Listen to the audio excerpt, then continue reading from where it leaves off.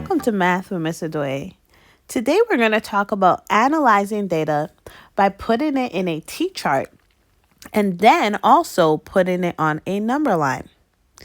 Here are a list of data. It says that the list below shows the weight in ounces of various rock samples. Use the data to complete the line plot. And we have a series of numbers. They're not in order by least to greatest, but we know that we could definitely organize that data.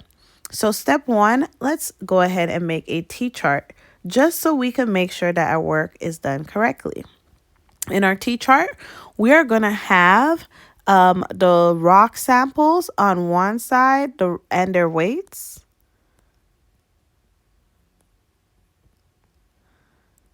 And then we are going to have the data.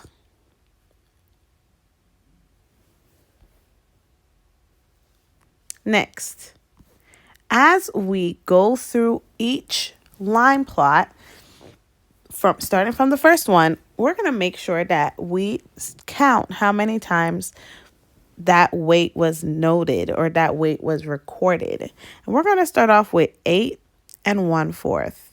8 1/4 is there 1, 2 times. Then we are at 7 1/2, which is there 1 and 2 times again. Now we're at 5 1/4. 1, 2, 3. 3 times. Now we're at 6 3/4. 2 times.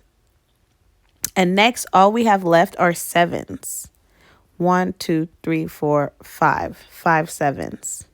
With this information, we could go ahead and put circles to represent that number. The first thing we have to do is analyze our line plots. This line plot has already been created for us. However, we have to notice that what does 1 mean? So I'm circling 5 to 6 because there's a difference of 1. They're 1 away from each other. But how many pieces did they split that 1 into? Well, if we take a look, we have 1, 2, 3, 4 pieces. So that means this number line is divided into fourths. But then there's also a half, which we know that makes sense because 4 does have a half. And so we see the halfway points. The only points that are missing are what the actual numbers are in fourths. So for example, our first one says 5. If it's divided into fourths, that means that the next number would be 5 1/4. Then we have 5 2/4. 5 2/4 are the same thing like saying a half. 5 1/2. Then we have 5 3/4. 6 1/4. 6 1/2 or 6 2/4. 6 3/4. 7 1/4.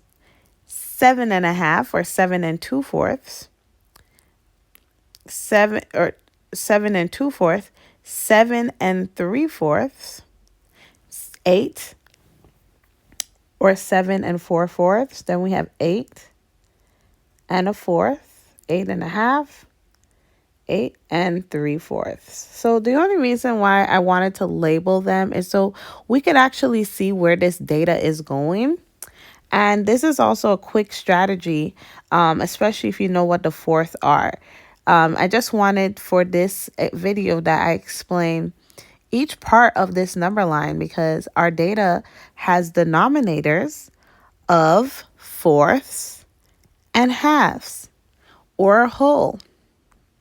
So now the numbers that are weights are on the number line and we have to put the data, how many on each.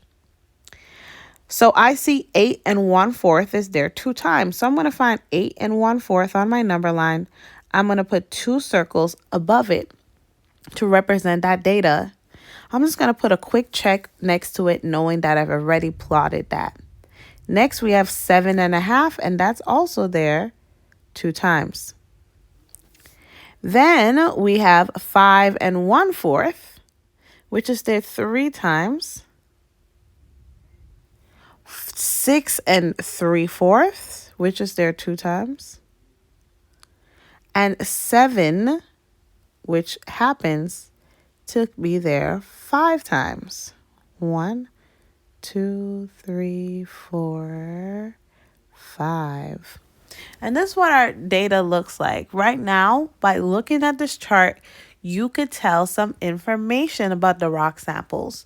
One would be we found the least amount of rocks that weighed between 6 3/4. We found 6.5 and 8 1/4. They all had 2 rock samples each. And then we had the most frequent rock we kept getting was a 7-ounce rock, which we found 5 different times. Line plots are great ways for us to analyze or get information about things that we've decided to collect.